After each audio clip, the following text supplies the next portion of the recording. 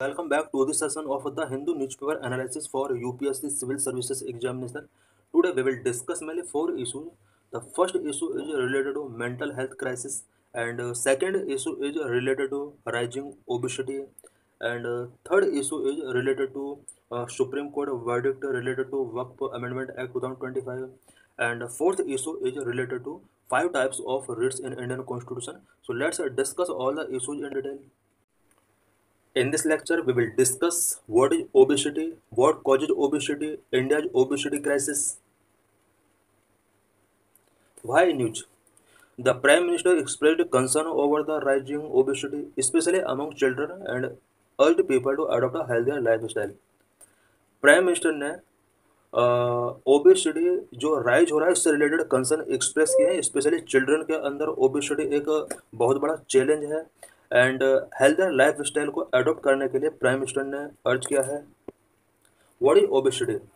Obesity WHO define obesity as abnormal or excessive fat accumulation that poses health risk. Abnormal और excessive fat अगर body पर accumulation हो जाता है जो कि हेल्थ रिस्क को पोज करता है, हेल्थ रिस्क का रीजन बनता है, इस तरह की सिचुएशन को ओबेसिटी कहा जाता है. बॉडी मास इंडेक्स ऑफ 25 और above classified as overweight and 30 और above as obese. Body mass index जो 25 से अबव है, 25 से अबव को ओवरवेट की कैटेगरी में डाला जाता है एंड 30 एंड अबव को ओबीज की कैटेगरी में डाला जाता है. What is body mass index? BMI. BMI is a basic method to assess whether an adult has a healthy weight, calculated by dividing weight in kilogram by height in meter square. Body mass index किसी भी person के wait को major करने के लिए use किया जाता है. इट मीन्स किसी भी अडल्ट पर्सन का जो वेट हेल्दी है या नहीं है उसके लिए एक मेथड है body mass index. Body mass index अगर कैलकुलेट करना है तो किसी भी पर्सन के वेट को उसकी हाइट से डिवाइड करके फाइंड आउट किया जा सकता है. What is obesity statistics? Obesity statistics क्या है इंडिया में और वर्ल्ड के अंदर? In India National Family Health Survey 5, as per the National Family Health Survey 5 2019-22-21, 24% of Indian women and 22.9% of Indian men are overweight or obese. National Family Health Survey 5 जो कि 2019-21 में हुआ था, इस सर्वे के अकॉर्डिंग इंडिया में 24% वुमेन एंड 22.9% मैन ओवरवेट या obese face कर रहे हैं. As per National Family Health Survey 5, the percentage of overweight children under 5 increased to 3.4% from 2.1% in National Family Health Survey 4 at all India level. All India level पर overweight children का percentage increase हुआ है. National Family Health सर्वे 4 के time overweight children का percentage 2.1% था. 2021 में national Family Health Survey 5 के during ये परसेंटेज 3.4% तक इंक्रीज हो जाता है. ग्लोबली ओबेसिटी का क्या स्टेटस है? From 1990 to 2022 obesity in children and adolescents grow from 2% to 8%, a 4 times increase. 1990 में चिल्ड्रन एंड एडोलसेंट के अंदर जो ओबेसिटी था वो 2% था ओनली, एंड 2022 में 8% लोगों के अंदर ओबेसिटी की प्रॉब्लम इंक्रीज हुई जो कि 4 times है. In adult it more than double from 7% to 16%. Adult के अंदर ओबेसिटी डबल हुआ है. 1990 में 7% पॉपुलेशन ओबेसिटी फेस कर रही थी, वहीं 2022 में 16% पॉपुलेशन ओबेसिटी की प्रॉब्लम फेस कर रहे हैं. What are associated health risk of obesity? Obesity के साथ कौन कौन से हेल्थ रिस्क कनेक्टेड हैं? Mother of all disease. Obesity ऐसा माना जाता है कि ऑल डिसीज का मदर है. Obesity, the mother of all disease, significantly increases the risk of various non-communicable disease. Obesity all disease का मदर होता है. ऐसा माना जाता है कि नॉन कम्युनिकेबल डिसीज इसकी वजह से इंक्रीज हो सकते हैं बॉडी में. Number of cardiovascular disease. Indians experience CVDs, cardiovascular disease like heart attack and hypertension at least 10 years earlier than people in other countries. Indian people obesity की वजह से cardiovascular disease such as heart attack जैसी problem face करते हैं.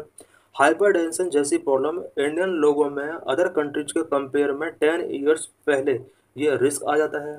Number 3, diabetes. India has the highest number of diabetes cases, 101 million, and obesity increases the risk of type 2 diabetes by causing insulin resistance. India के अंदर diabetes के cases पूरे world में सबसे ज़्यादा है, अबाउट 101 मिलियन केसेस हैं डायबिटीज के इंडिया के अंदर। ओबेसिटी अगर किसी पर्सन को, तो टाइप 2 डायबिटीज का जो रिस्क है वो और भी ज़्यादा इंक्रीज हो जाता है। Joint disorder, excess weight strains joints, increasing the risk of degenerative disease like knee osteoarthritis and back pain. Access wait अगर होता है किसी पर्सन की बॉडी का, देन इससे जॉइंट्स पर स्ट्रेन पड़ता है, and degenerative disease like knee osteoarthritis and back pain जैसी प्रॉब्लम्स रेज होती हैं। Cancer, obesity linked to cancer with India's cases expected to rise from 14.6 lakh in 2022 to 15.7 lakh by 2025। Obesity cancer के साथ linked है। India में cancer के cases year by year increase हो रहे हैं। 2022 में कैंसर के 14.6 लाख केसेस इंडिया के अंदर रिपोर्ट किए गए। 2025 में ऐसा एक्सपेक्ट किया जा रहा है कि 15.7 लाख केसेस रिपोर्ट किए जाएंगे। Psycho social impact, stigma and bullying cases, low self esteem, depression, anxiety and impact school performance and quality of life in children.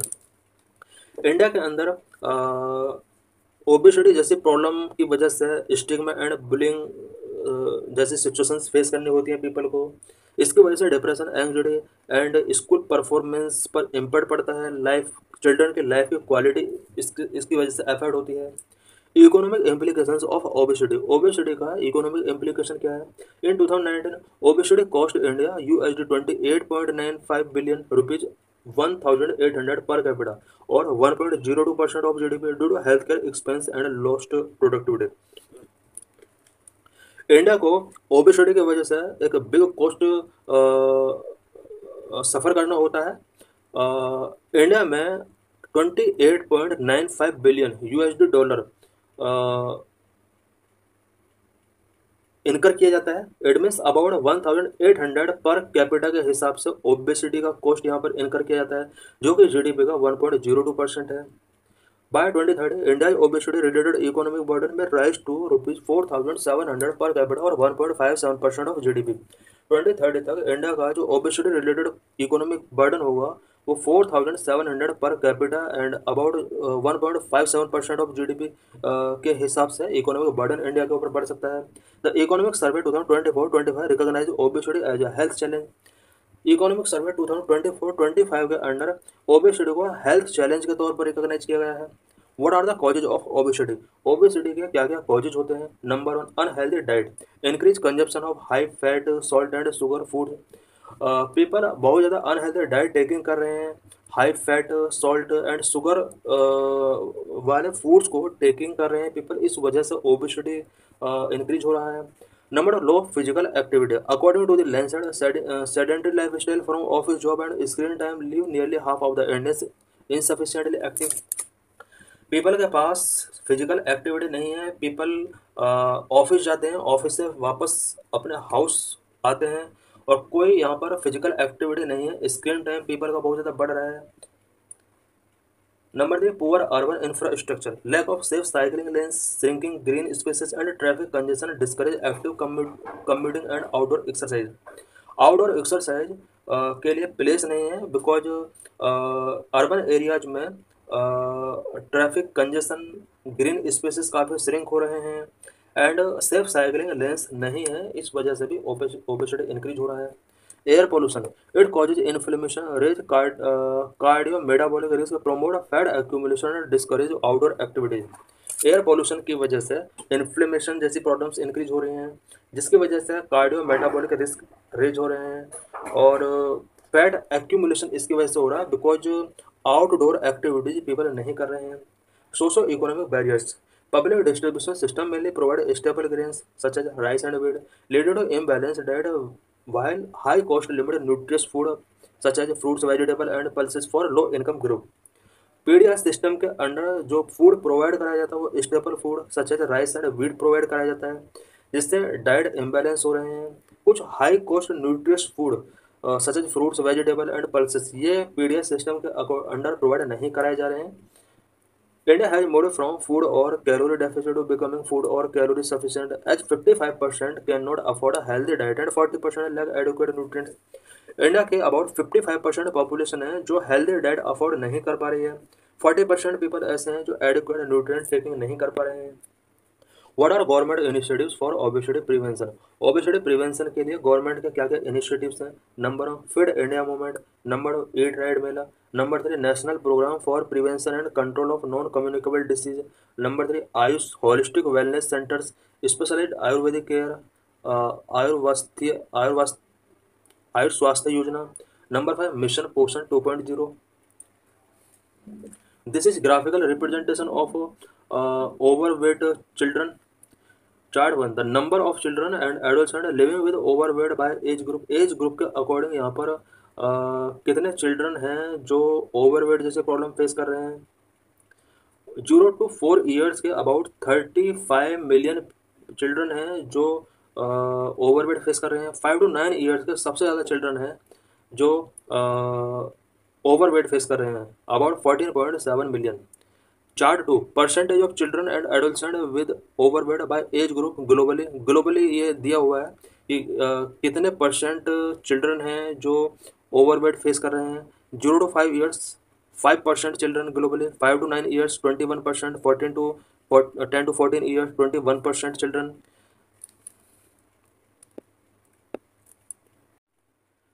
Why India's mental health crisis needs urgent attention? What are various Supreme Court verdicts related to mental health? What is issue? Supreme Court orders in July 2025 related to mental health mandated stricter regulations for coaching centers. July month में supreme court ने mental health से related एक order given किया था जिसके under सभी coaching centres के लिए स्ट्रिक्ट रेगुलेशन यहाँ पर मैंडेट किए गए थे। It include registration and grievance redressal mechanism and the formation of district level monitoring committee. July month के इस ऑर्डर के अंदर सभी कोचिंग सेंटर्स के लिए कंपलसरी किया गया था कि सभी कोचिंग सेंटर स्टूडेंट का रजिस्ट्रेशन करें एंड ग्रीवेंस रिड्रेसल मैकेनिज्म सभी कोचिंग इंस्टीट्यूट के अंदर होना चाहिए। साथ ही district level monitoring committee formation करने के लिए सुप्रीम कोर्ट ने ऑर्डर गिवन किए थे। According to recent data from the WHO, more than 1 billion people are living with mental health disorder.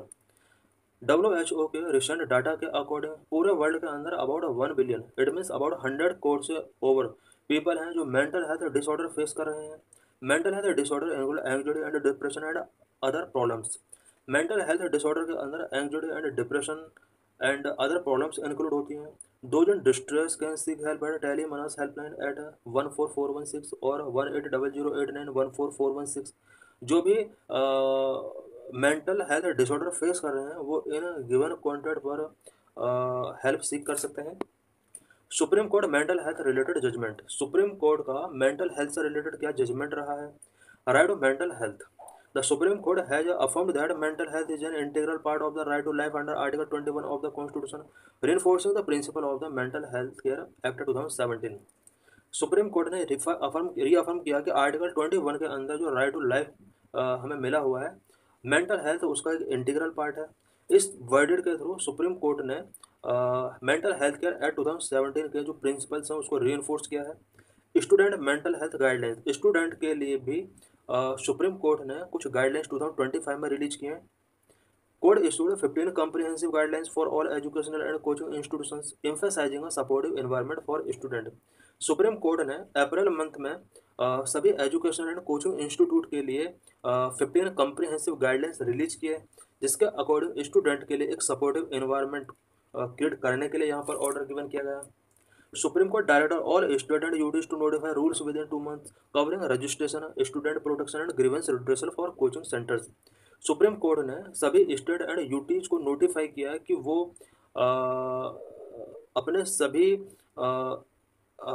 Coaching institutions के अंडर 2 month के अंदर सभी स्टूडेंट का registration, student protection and grievance redressal mechanism को establish करें।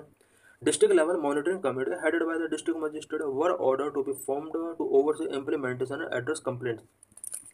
Supreme court ने district magistrate की chairmanship में डिस्ट्रिक्ट लेवल मॉनिटरिंग कमेटी भी फॉर्म करने के लिए यहाँ पर कहा, और इस कमेटी का जो मेन रिस्पॉन्सिबिलिटी होगी वो स्टूडेंट के लिए जो भी मेंटल हेल्थ से रिलेटेड सुप्रीम कोर्ट का ऑर्डर था उन या फिर स्टूडेंट की जो भी कंप्लेंट्स होती हैं कोचिंग इंस्टीट्यूट के अंदर, उन सभी को एड्रेस करने के लिए, इम्प्लीमेंट कराने के लिए यहाँ पर district level monitoring committee establish करने के लिए कहा गया।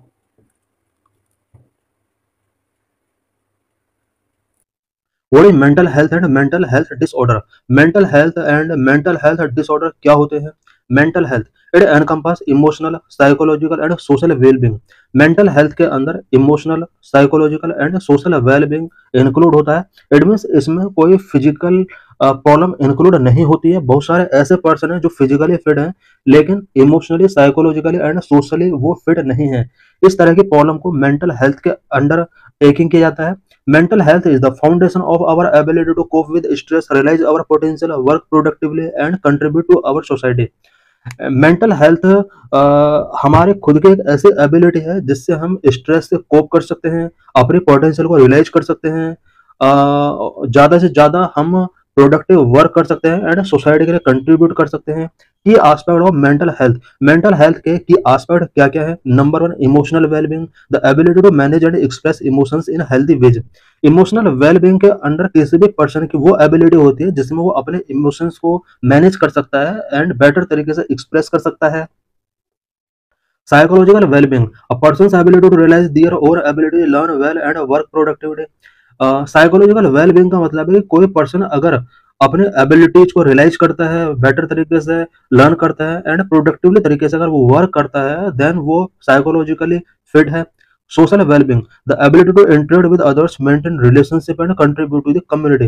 कोई भी पर्सन अगर अदर पर्सन के साथ इंटरेक्ट करता है बेटर तरीके से, अपने रिलेशनशिप को मेंटेन करके रखता है एंड कम्युनिटी के लिए अगर वो कंट्रीब्यूट करता है, देन वो पर्सन सोशली फिट है। What is mental health disorder? Mental health disorder क्या होता है? Mental health disorder occurs when pattern of thinking, feeling और बिहेविंग कॉज डिस्ट्रेस और disruptions to daily activities and functioning. Mental health disorder एक thinking, feeling का एक pattern है जिसमें कोई भी पर्सन बेटर तरीके से थिंकिंग नहीं कर पाता है, फीलिंग नहीं कर पाता है, डेली एक्टिविटीज एंड फंक्शंस में डिसरप्शंस क्रिएट होते हैं। अगर ये सिचुएशन है देन वो person mental health disorder face कर रहा है। Factors that influence mental health, mental health को इन्फ्लुएंस करने वाले फैक्टर्स कौन कौन होते हैं? Mental health exist on a continuum and can be affected by various internal and external factors. Various internal and external factors के द्वारा मेंटल हेल्थ अफेक्ट हो सकता है। नंबर वन, स्ट्रेसर्स, लाइफ से normal stress like changes in work और family can impact wellbeing. कुछ normal stress life में होते हैं सच एज वर्क में अगर कुछ चेंज होता है, फैमिली के द्वारा कोई अगर स्ट्रेसर्स गिवन किए जाते हैं, ये सब किसी भी पर्सन के वेलबींग को इम्पैक्ट कर सकते हैं। Number of protective factors, resilience, positive relationship and sense of belonging and strength mental health. Mental health को स्ट्रेंथ करने वाले कुछ protective factors such as resilience, positive relationship and sense of belonging, ये सब किसी भी पर्सन की मेंटल हेल्थ को स्ट्रेंथन कर सकते हैं। Number three, risk factors, exposure to violence, poverty और bullying can increase vulnerability to mental health problems. Mental health problems को इंक्रीज करने में कुछ external factor such as violence, poverty, bullying, ये सब किसी भी पर्सन की मेंटल हेल्थ प्रॉब्लम्स को इंक्रीज कर सकता है। Why is mental health important? Mental health important क्यों है? Affect people of all ages and income levels. Mental health all ages के पीपल को, ऑल इनकम लेवल के पीपल को अफेक्ट करता है। Mental health conditions affect people of all ages and income levels. They are the second leading cause to long-term disability, contributing to loss of healthy life. Mental health conditions all income और all as के people को affect करता है। Long term disability के लिए ये second leading cause है जिसकी वजह से हेल्दी लाइफ का लॉस होता है। Increase health care cost, mental health problem increase health care cost for affected people and families and lead to substantial economic loss on a global scale. Mental health problems affected people और families दोनों का के लिए ही health care cost को increase करता है जिसकी वजह से ग्लोबल लेवल पर बहुत ज्यादा इकोनॉमिक लॉस होता है। Transforming mental health services is one of the most pressing public health challenge. आज पब्लिक हेल्थ के बिफोर जो सबसे बड़ा चैलेंज है वो किस तरह से मेंटल हेल्थ सर्विसेज में ट्रांसफॉर्म किया जाए, ये बहुत बड़ा चैलेंज है आज। What are the key findings related to mental health? Mental health से रिलेटेड की फाइंडिंग्स WHO की क्या रही हैं? The new findings published in to reports, world mental health today and mental health Atlas 2024। ये जो reports हैं ये publish की गई हैं WHO की रिपोर्ट है। Number 1, women are disproportionately impacted. Mental health की वजह से सबसे ज्यादा इम्पैक्ट वुमेन के ऊपर पड़ता है। The report show that prevalence of mental health disorder can vary by sex, women are disproportionately impacted. Sex के बेस पर मेंटल हेल्थ जो इम्पैक्ट है वो डिफरेंट हो सकते हैं। वुमेन इसकी वजह से सबसे ज्यादा इम्पैक्ट होती है। Number 2, anxiety and depression. Anxiety and depressive disorder are the most prevalent mental health conditions among men and women. Men and women में मेंटल हेल्थ डिसऑर्डर में एंग्जाइटी एंड डिप्रेशन सबसे ज्यादा स्प्रेड हो रहे हैं। Number 3, suicide. Suicide remain a devastating outcome, claiming an estimated 7,27,000 live in 2021 alone. It is a leading cause of death among young people. 2021 में पूरे world के अंदर सुसाइड रेट अबाउट 7,21,000 पीपल ने सुसाइड किया था 2021 में। यंग पीपल के अंदर आज भी ये लीडिंग कॉज है डेथ का। Number 4, sustainable development goal. Progress made in reducing suicide mortality is too low to meet the United Nations Sustainable Development Goal of a 1/3 reduction in suicide rate by 2030. On the current trajectory, only a 12% reduction will be achieved. United nation का sustainable development goal के under भी suicide rate को कम करने का target रखा गया है। 2030 तक अबाउट 1/3, इट मीन 33% तक सुसाइड रेट को कम करने का यहाँ पर टारगेट रखा गया था, पर अभी ओनली 12% का ही रिडक्शन हो पाया है। प्रोग्रेस इसके लिए बहुत ही स्लो तरीके से हो रहे हैं। Number 5, economic impact of mental health disorder is staggering. Depression and anxiety alone cause the global economy an estimated $1 trillion each year. Mental health disorder की वजह से बहुत ज्यादा इकोनॉमिक कॉस्ट पूरे वर्ल्ड को फेस करना होता है। डिप्रेशन एंड एंग्जाइटी की वजह से पूरे वर्ल्ड के अंदर ईच ईयर $1 ट्रिलियन का ग्लोबल इकोनॉमी कॉस्ट है इसका। What are the flaws in mental care system. Mental care system के बिफोर क्या क्या प्रॉब्लम्स हैं, क्या क्या फ्लॉज हैं।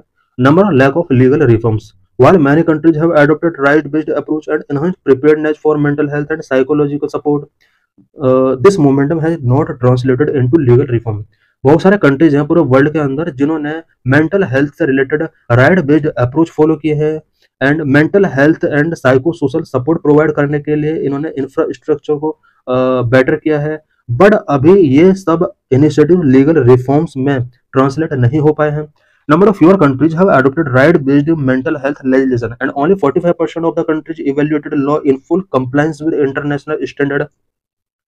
पूरे वर्ल्ड के अंदर बहुत सारे कंट्रीज हैं जिन्होंने मेंटल हेल्थ डिसऑर्डर से फाइट करने के लिए right based mental health legislation pass किए हैं।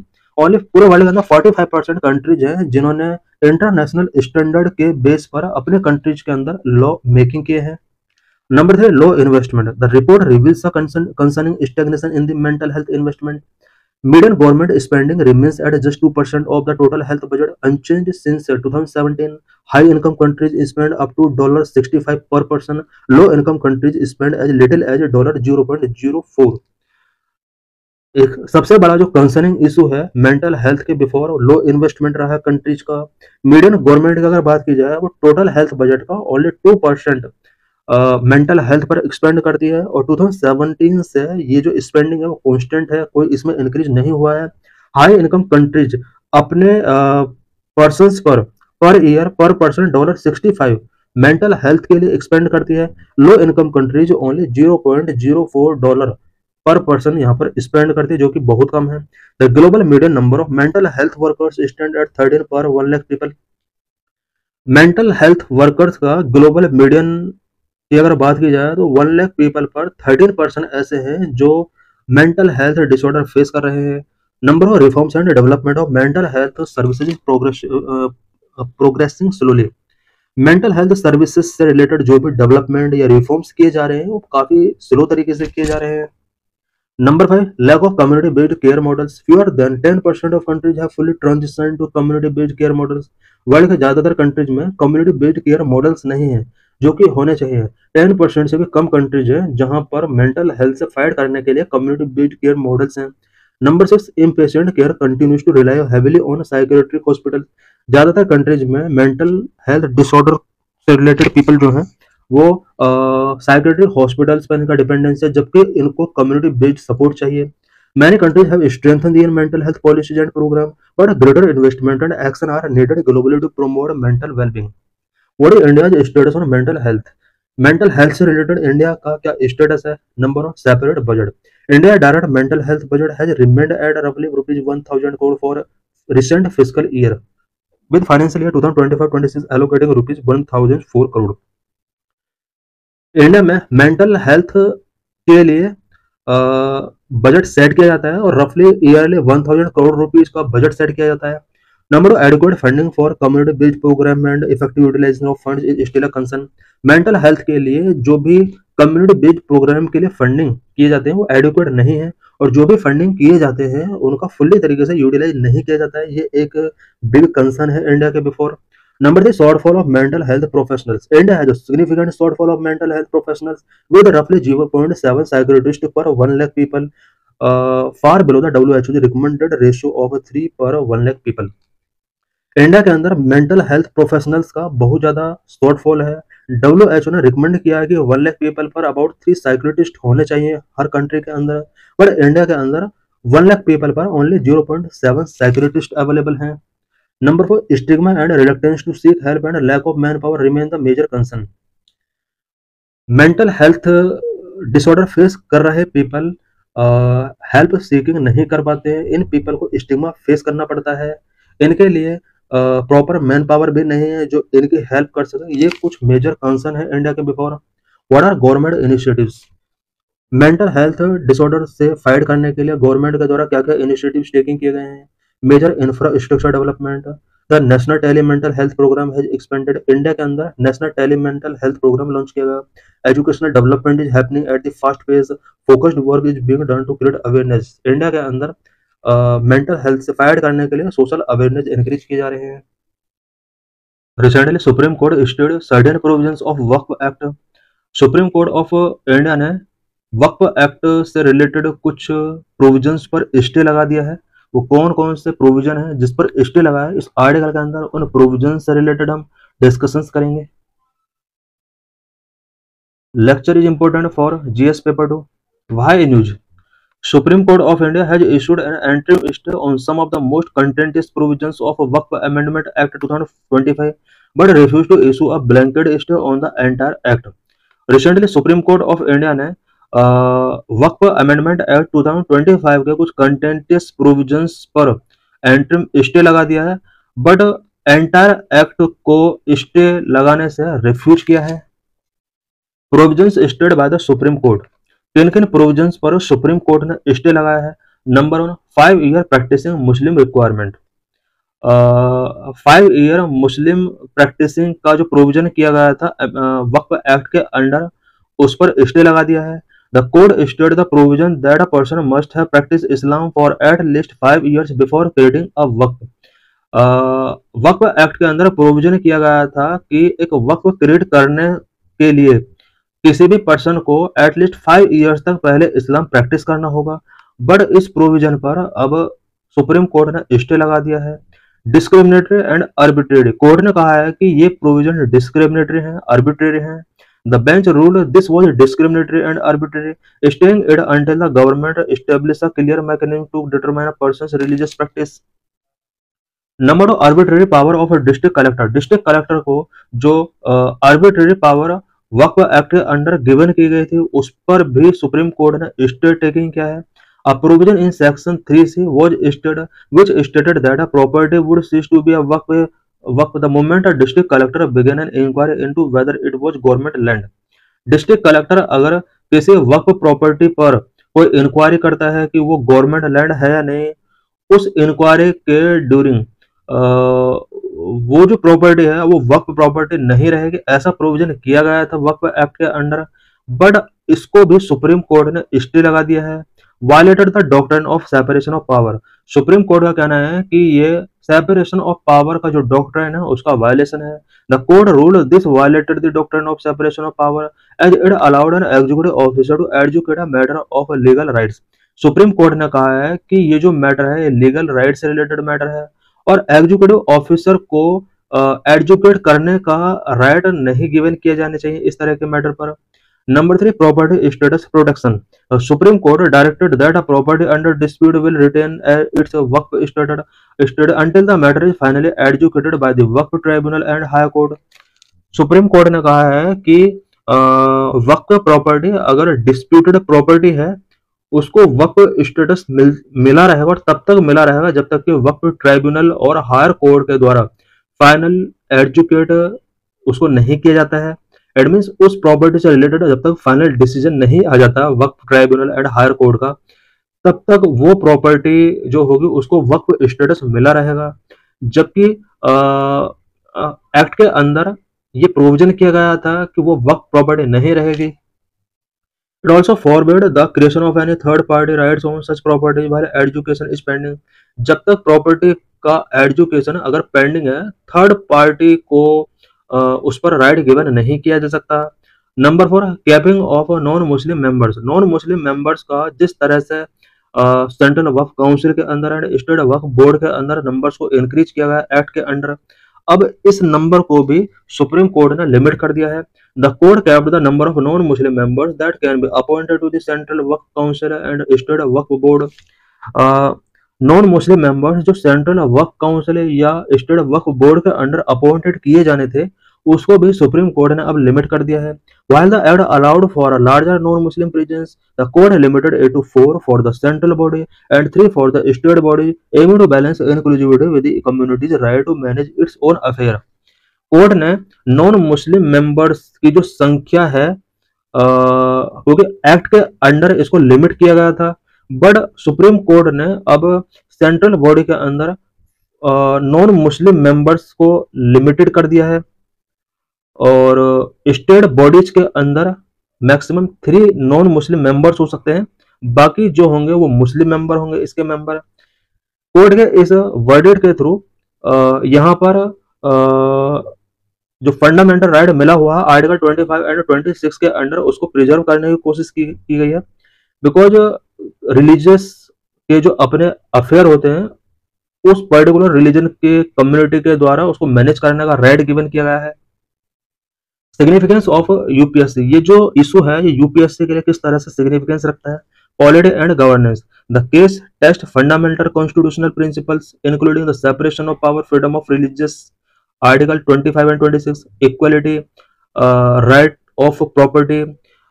ये जो इशू है ये फंडामेंटल कॉन्स्टिट्यूशनल प्रिंसिपल्स को टेस्ट करता है।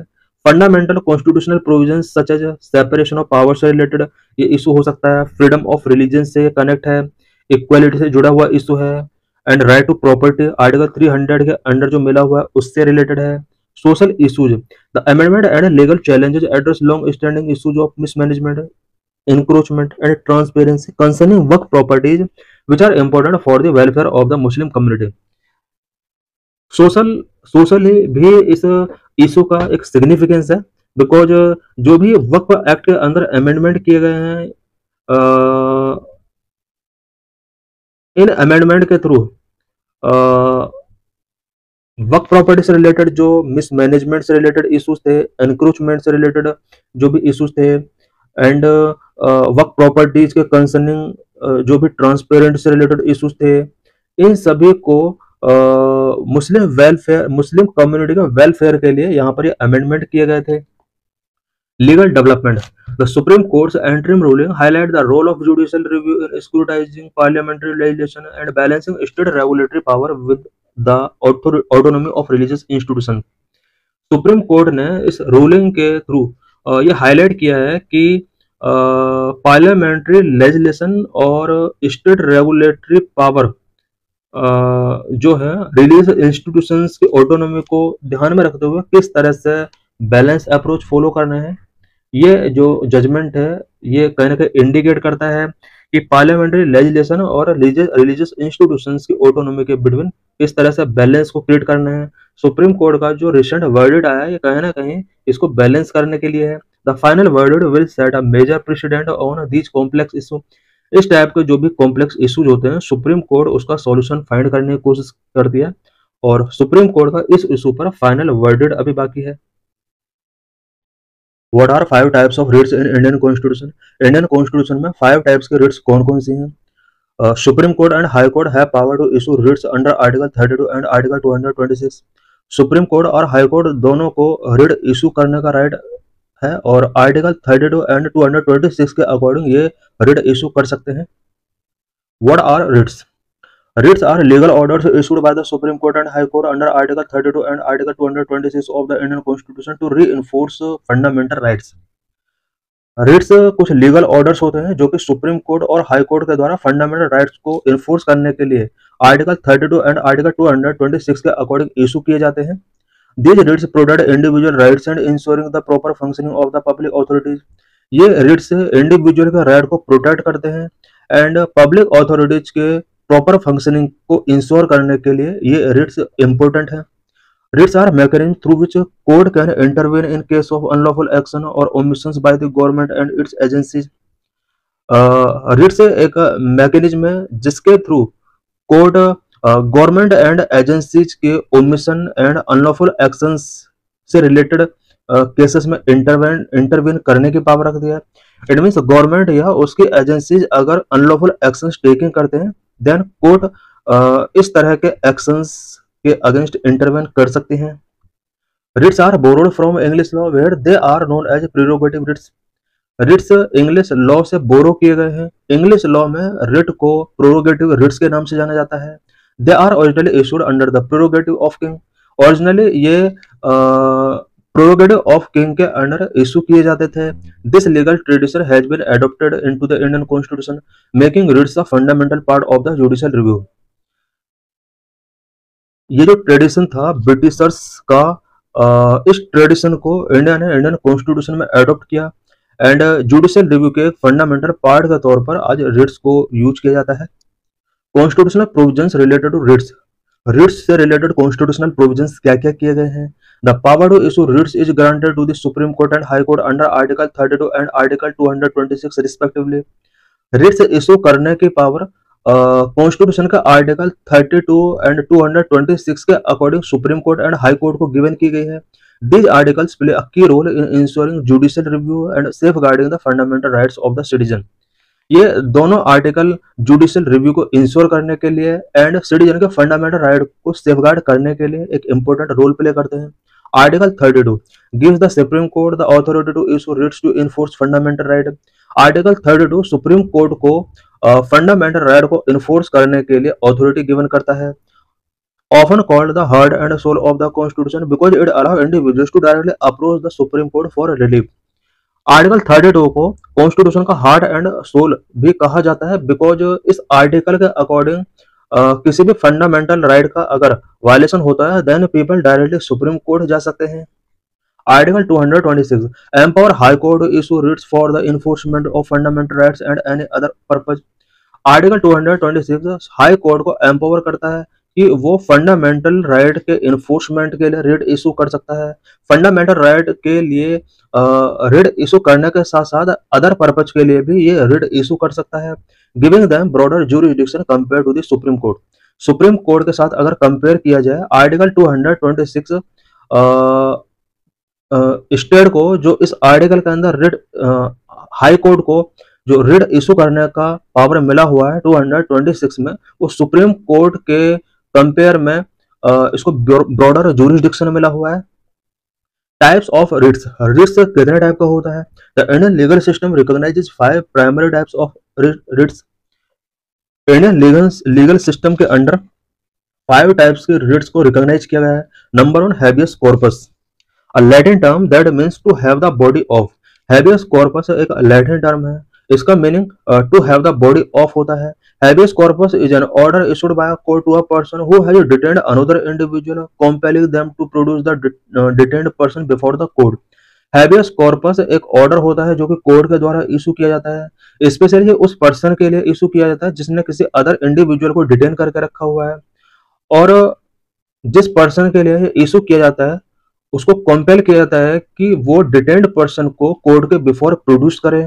Court then examine the reasons and legality behind the detention. इसके बाद कोर्ट डिटेंशन के बिहाइंड क्या रीजन है क्या लीगलिटी है उसको एग्जामिन करता है.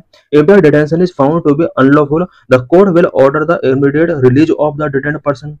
अगर कोर्ट को लगता है कि डिटेंशन अनलॉफुल तरीके से किया गया है then court immediately detained person को रिलीज कर देगा. It can be issued against both public authorities and private individuals. Habeas corpus public authorities and private individual के अगेंस्ट भी रिलीज इशू किया जा सकता है। Writ of habeas corpus will not be issued in cases where the detention is unlawful. कुछ cases हैं जहां पर हैबियस कॉर्पस इशू नहीं किया जा सकता है, such as detention is lawful. अगर डिटेंशन लॉफुल तरीके से किया गया है देन उस केस में हैबियस कॉर्पस कोर्ट इशू नहीं कर सकती। The proceeding is for contempt of a legislature और अ कोर्ट। अगर प्रोसीडिंग कोर्ट के या लेजिस्लेचर के कंटेम्प्ट के रिस्पेक्ट में है देन उस केस में भी हैबियस कॉर्पस इशू नहीं किया जा सकता। The detention has been ordered by competent court. अगर डिटेंशन किसी कॉम्पिटेंट कोर्ट के द्वारा ऑर्डर किया गया उस केस में भी हैबियस कॉर्पस इशू नहीं किया जा सकता। The detention is outside the court jurisdiction. अगर डिटेंशन कोर्ट की ज्यूरिसडिक्शन के आउट है उस केस में भी हैबियस कॉर्पस इशू नहीं किया जा सकता। Number 2, mandamus. Mandamus means we command.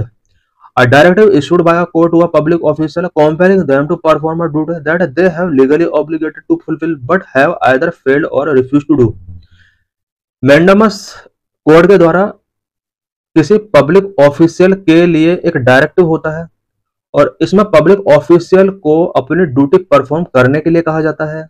It can also be issued to public bodies, corporations, lower court, tribunals or government agencies to ensure they perform their official duties.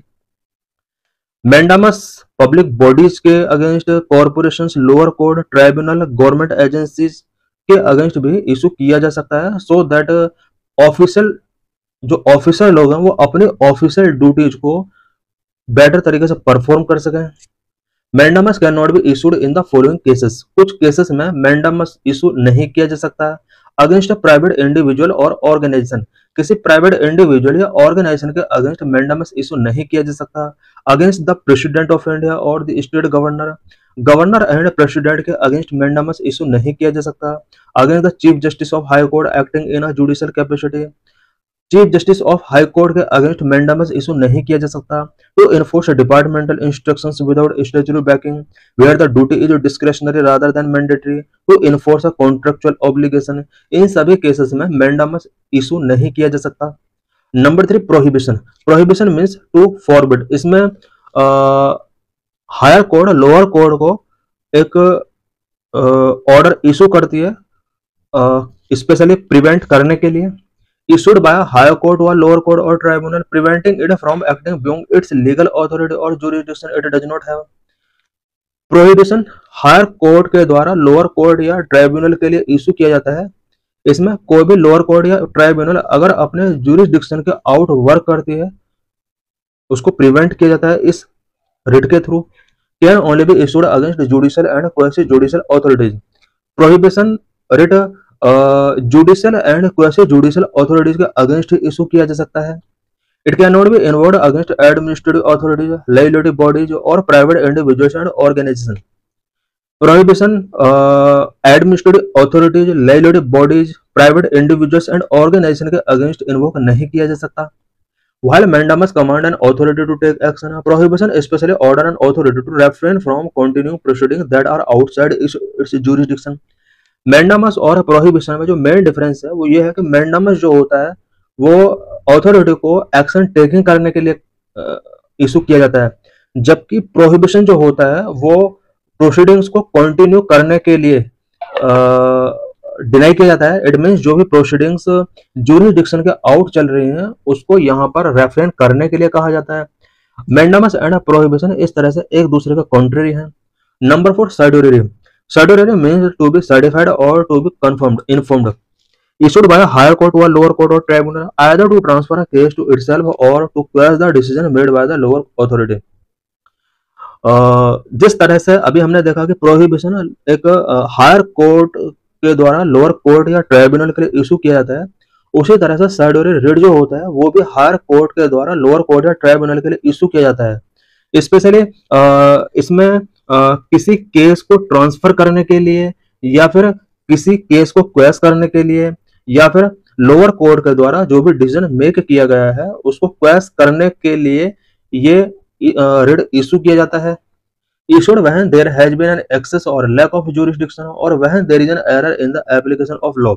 Unlike prohibition, which only prevent future actions, Saduri can be both preventive and corrective, addressing past legal errors. Prohibition जिसके अंदर future actions को prevent किया जाता है, certificate के अंदर past legal errors जो भी हुए हैं उनको एड्रेस किया जाता है। यही वजह है कि सर्टिफिकेट को प्रिवेंटिव एंड करेक्टिव रिट के तौर पर जाना जाता है। Originally, certificate was only issued against judicial and quasi judicial body. Originally certificate writ को judicial and quasi judicial bodies के अगेंस्ट इशू किया जाता था, but in a 1991 ruling the supreme Court expanded its scope allowing it to be issued against administrative authority that impaired individuals right. 1991 में supreme court के एक order के द्वारा certificate writ के जो स्कोप है उसको एक्सपेंड कर दिया जाता है, और अब इसको एडमिनिस्ट्रेटिव अथॉरिटीज के अगेंस्ट भी इशू किया जा सकता है। एडमिनिस्ट्रेटिव अथॉरिटीज के अगेंस्ट तब इशू किया जाएगा सर्टिफिकेट जब कोर्ट को लगता है कि एडमिनिस्ट्रेटिव ऑर्डर के द्वारा किसी इंडिविजुअल के राइट इम्पैक्ट हुए हैं। Like prohibition, certiorari cannot be issued used against legislative bodies or private individuals and organizations. Prohibition की तरह certiorari को भी legislative bodies के against, private individual and organization के against यूज नहीं किया जा सकता। Number 5, quo warranto. Quo warranto means by a word authority or warrant issued by a court to inquire into the legality of a person's claim to hold a public office. Quo warranto जो होता है वो court के द्वारा किसी particular person के against इसको issue किया जाता है। कोई पर्सन जो किसी पब्लिक ऑफिस को होल्ड किया हुआ है और उसके लीगली से रिलेटेड अगर क्वेश्चन रेज होते हैं, देन उस पर्सन की उस पोस्ट पर लीगलिटी को इंक्वायर करने के लिए कोर्ट के द्वारा क्यू वारंट इशू किया जाता है। Prevent the unlawful occupation of the public office by someone without proper legal authority. कोई भी पर्सन अगर किसी पब्लिक ऑफिस का ऑक्यूपेशन करता है अनलॉफुल तरीके से, देन इस तरह के इंसिडेंट को प्रिवेंट करने के लिए क्यू वारंट एक इंपॉर्टेंट रिट होता है। Can only be issued for a substantive public office in a permanent nature established by law और द कॉन्स्टिट्यूशन। क्यू वारंट जो होता है वो किसी भी ऐसे पब्लिक ऑफिस जो कि लॉ या कॉन्स्टिट्यूशन के अकॉर्डिंग एस्टेब्लिश किया गया है, जो परमानेंट नेचर का है, उसके अगेंस्ट क्यू वारंट इशू किया जा सकता है। Does not apply to minister और प्राइवेट ऑफिस। मिनिस्टर या प्राइवेट ऑफिस पर ये अप्लाई नहीं होता है। Unlike other writs, quo warranto can be filed by an interested person, not just the individual directly affected by the usurpation of the office.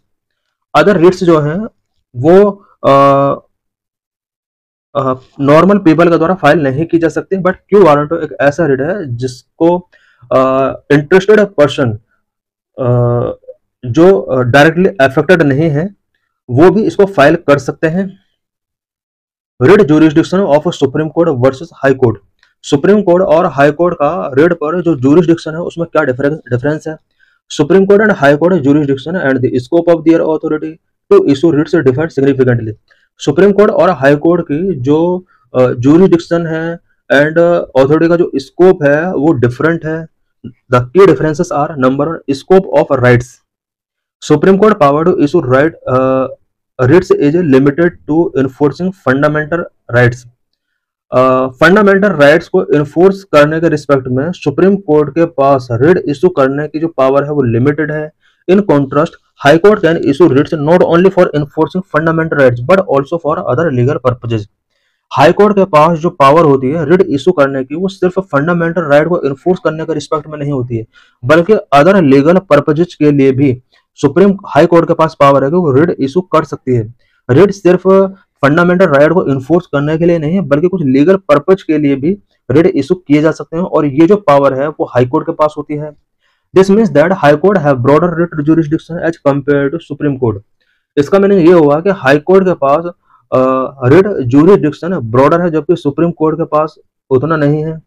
Number 2, territorial jurisdiction. The supreme Court can issue writs against individual और government authorities across the entire territory of India.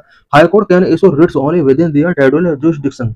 Supreme court के पास power है कि वो writ पूरा country के अंदर writ issue करने की अथॉरिटी होती है, जबकि हाई कोर्ट के पास अपनी जो टेरिटोरियल ज्यूरिसडिक्शन है उसी एरिया के अंदर रिट इशू कर सकता है। High court can also issue writs outside their jurisdiction but only if the cause of action arises within their territorial limits. High court अपने जूरिसडिक्शन के आउटसाइड भी रिट इशू कर सकती है, बट कंडीशन ये है कि इस रिट के लिए जो भी कॉज ऑफ एक्शन है वो उसके टेरिटोरियल लिमिट्स के अंदर होना चाहिए। Thus, the Supreme Court's territorial jurisdiction is wider compared to that of the High Court.